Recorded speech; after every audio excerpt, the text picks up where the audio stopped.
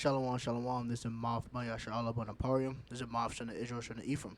Before I get started, I'd like to give all praises and honors to my power Yahweh, by Shem Yahweh by Shiro Kakadash. Shalom to Akimagwaf and Bayan that's tuned into this video. Let's peace for the brothers, sisters, and children tuned into this video. And over the next course of lessons, I would like to be able to go into different symbology, because it's very important to understand that, in this book, a lot of times they're speaking speaking metaphorically, parables, and then symbolic, right?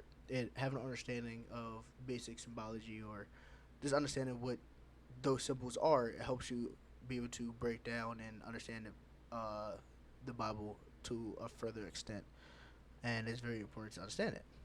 So before we get started, we're just going to define symbolic. Serving as a symptom, it's an adjective, involving involving the use of symbols or symbolism, right?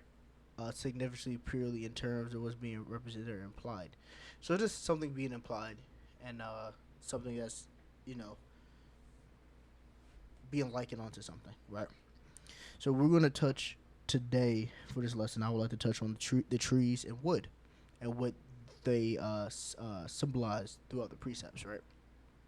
So we're going to start in the book of Joel, chapter 1, verse 12, and it reads, "The vine is dried up, the fig tree languishes, the pomegranate tree, the palm tree also, and the apple tree, even all the trees of the field are withered, because joy is written away from the sons of men." Now, for right now, you're looking at this, you're saying tree, and there's no clear-cut idea what that may mean. So before we get into it, I'm gonna tell you that it stands for nations, right? And you can tell that it's stand through nations through different precepts. So we're gonna go down the line to prove that to you. But right here, I want to start with this.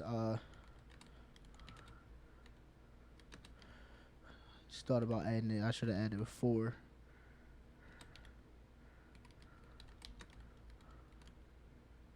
It's like it. It's typing so fast.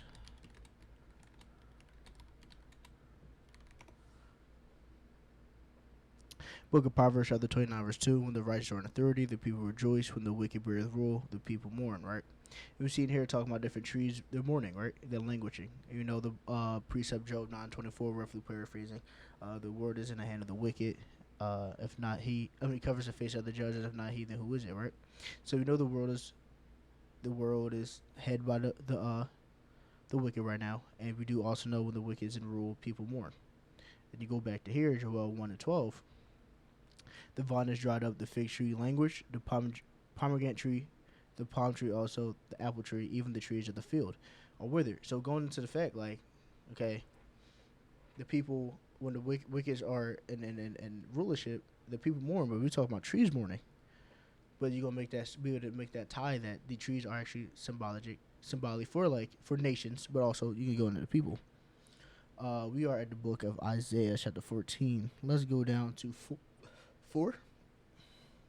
And let's read down to matter of fact, let's just get down to the point. The book of Isaiah chapter 4 verse 14, verse 8, and it reads, "Yea, the fir trees rejoice at thee, and the cedars of Lebanon, saying, Since thou art laid down, no feathers come up against us." Right?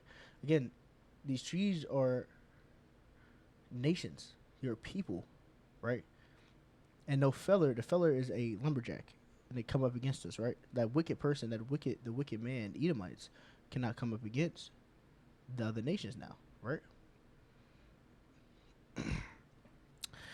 And now, being able to see that that they are trees or people, and understanding through I'm going to keep it very minimal for people, just in case, so they have a better understanding. It doesn't confuse them. People, those are nations, right? And they come in here, reading in Judge 9, and we'll just read. Let's just go down. Let's go to the point. I was going to start at 8.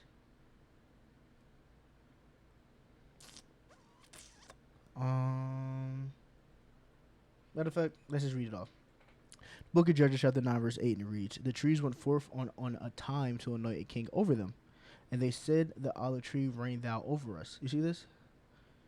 This is the nation, the people, looking for someone to anoint over them. The real trees aren't going to go conversate talking about we're going to make this literal tree the king. No, this is similitude, right? But the olive tree said unto them, should I leave my fatness, wherewith by me they honor the power and man and promote it over the trees?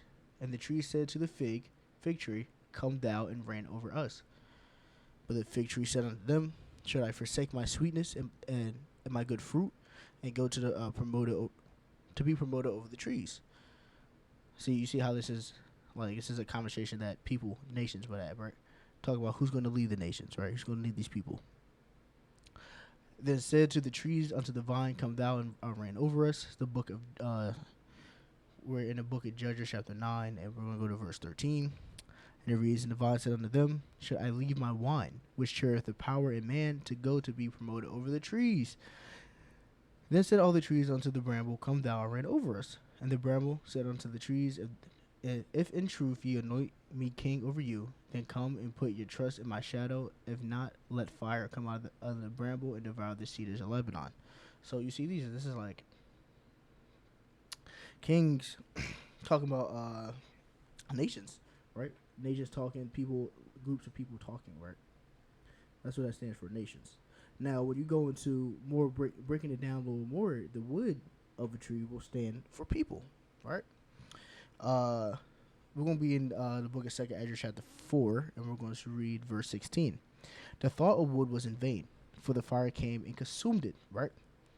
So, matter of fact, let's start our prayer so we give you context so it'll be easier. The book of 2nd Ezra chapter 4, verse 14. And said, come, let us make war against the sea. And that sea, that's something I want to save for later. But we'll break this down right now just so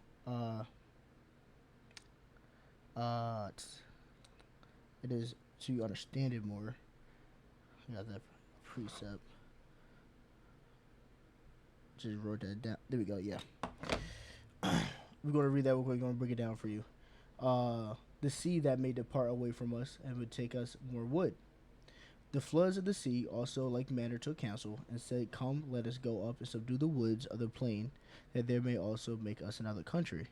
Thought of the wood was in vain, for the fire came and consumed it. Right? Let's do this. So I'm going to break down what seas is so we have complete understanding.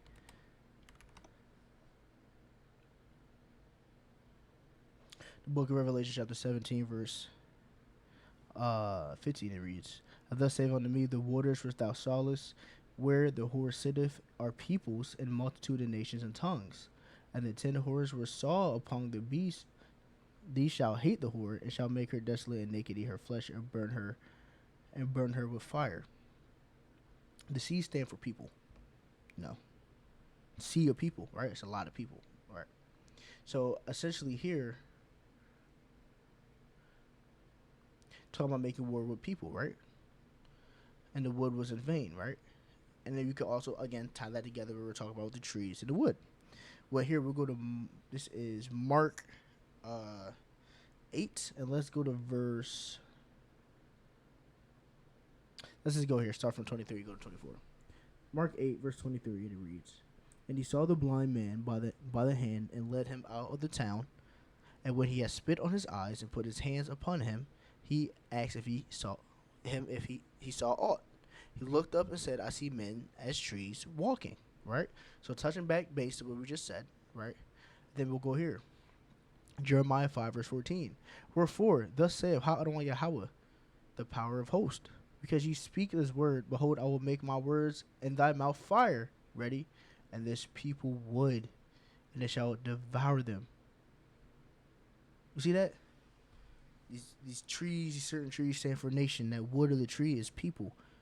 The people, the seas are seas of people, multiple people, right?